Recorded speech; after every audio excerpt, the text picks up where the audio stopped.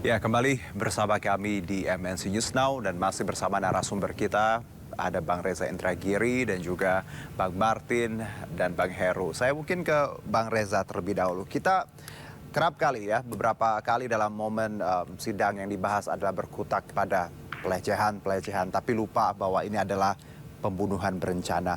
Dan kita lihat lagi bagaimana keterangan ahli psikologi forensik yang hari ini yang seakan mengarahkan bahwa ya ada pelecehan seperti itu. Kalau dari Bang Reza sendiri melihat, apakah emosi Sambo tersulut ya atas pelecehan lalu ini yang jadi motif pembunuhan, bisa diterima seperti itu Bang Reza?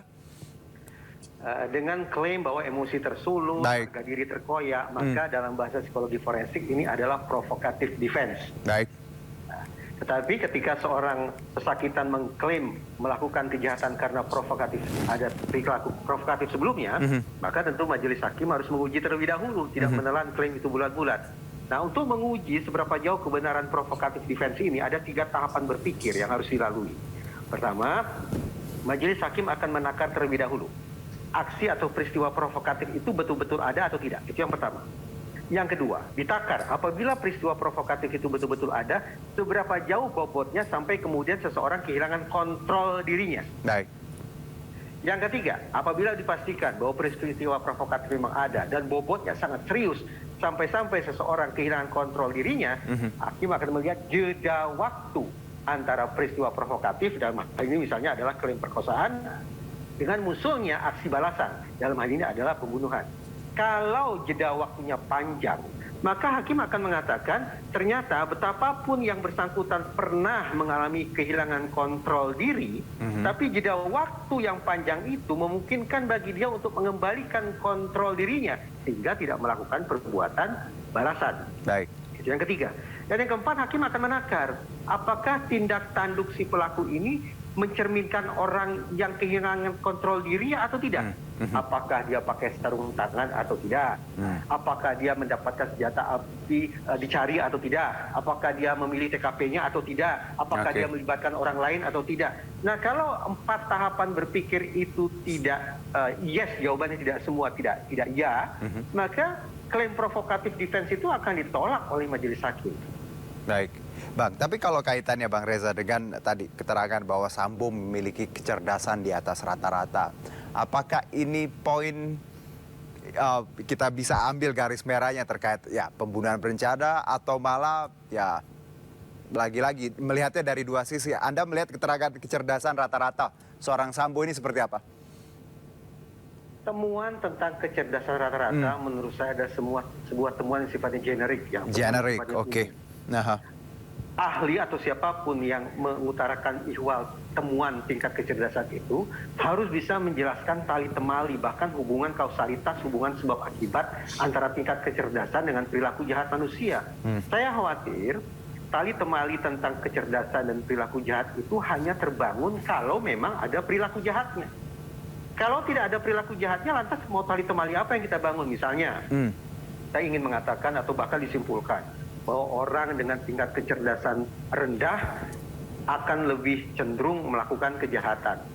Tapi apa yang kemudian bisa kita katakan kalau ternyata orang yang kecerdasan rendah ternyata tidak melakukan kejahatan? Itu sebabnya tadi saya katakan, temuan-temuan umum semacam ini akan sulit dibangun tali temalinya dengan situasi kejahatannya. Jadi alih-alih berbicara tentang hal-hal yang sifatnya generik atau umum, kepribadian, tingkat kecerdasan, ada hal yang lebih relevan untuk kemudian dibagikan. Berarti dengan kata lain terkait dengan perilaku di situasi kejahatan itu sendiri. Bang Reza, keterangan ahli ya yang menyebutkan tadi psikologi terkait kecerdasan bla bla bla itu no use ya, tidak ada gunanya. Relevansinya kecil, tetap tidak dibangun tali temali kenapa orang dengan kecerdasan seperti ini melakukan atau tidak melakukan kejahatan, tidak terbangun tali temali. Baik, saya ke Bang Heru.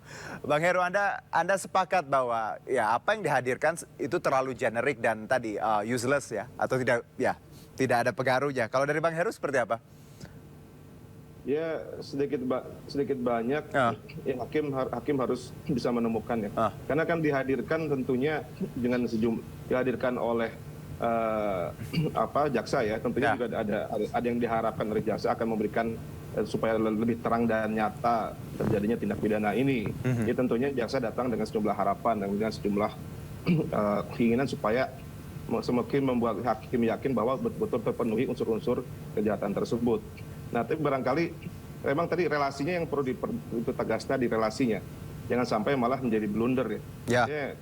Relasi antara kecerdasan di atas rata dengan kemudian karena dalam pidana kan yang dikenal adalah ada tidak dasar pemaaf, dasar pembenar. Tidak bicara karena tidak otomatis orang yang cerdas rata-rata tidak otomatis juga jadi baik, jadi soleh gitu. Tidak akan membunuh ya tidak juga. Exactly. Jadi tidak. Ya, kan yang kita lihat di KUHP itu dasar pembenar, dasar pemaaf dan dasar apakah itu membenarkan dia? Tidak tentunya.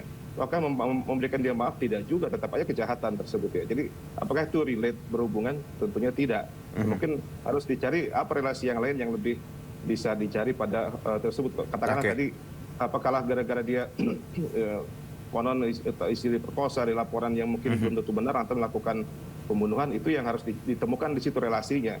Karena ternyata tidak berbanding lurus antara kecerdasan yang tinggi dengan kekuatan. Tapi kalau kita bicara Bang Heru, orang dengan misalnya disebut kecerdasan di atas rata-rata pada tingkat emosi tertentu, apakah orang-orang seperti ini tidak bisa berpikir jernih seperti itu?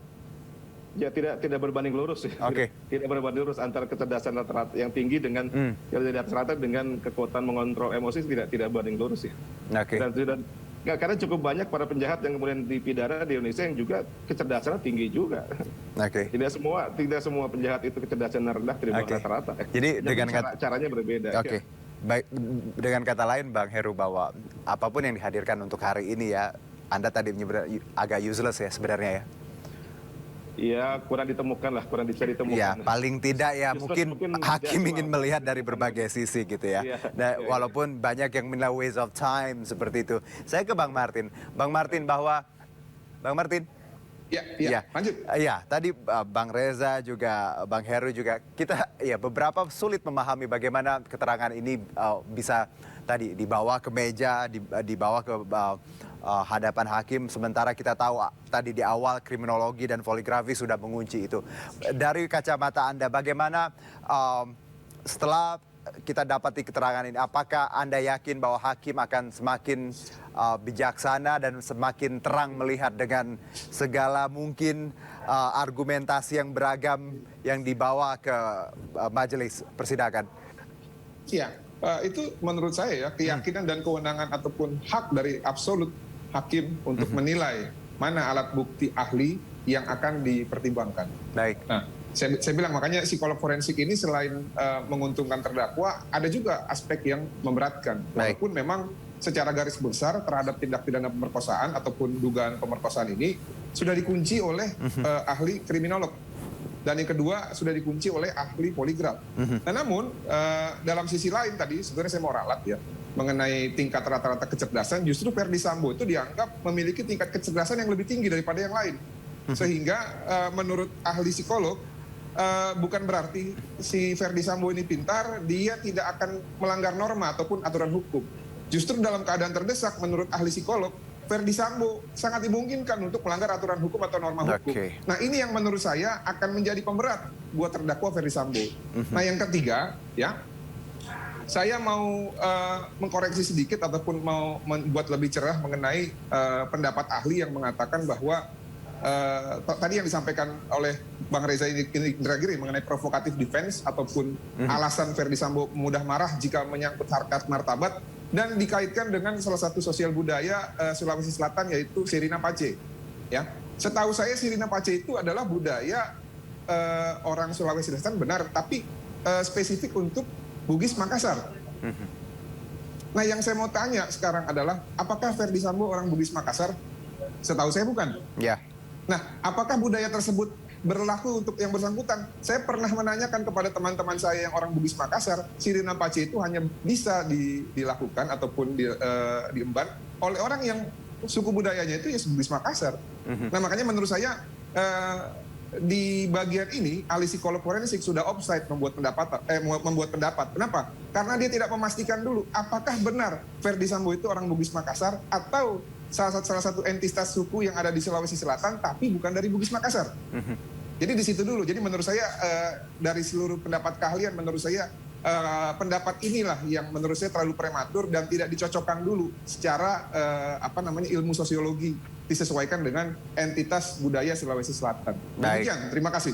Baik. Bang Reza, mungkin terakhir Bang Reza, dengan segala kompleksitas yang kita punya, dengan berbagai macam keahlian yang dihadirkan, bagaimana Anda melihat hakim dengan segala kebijaksanaannya? Akankah hakim semakin bingung atau malah dengan segala hal yang mungkin dianggap orang tidak perlu, malah ini bisa membuka perspektif lain bagi hakim itu sendiri?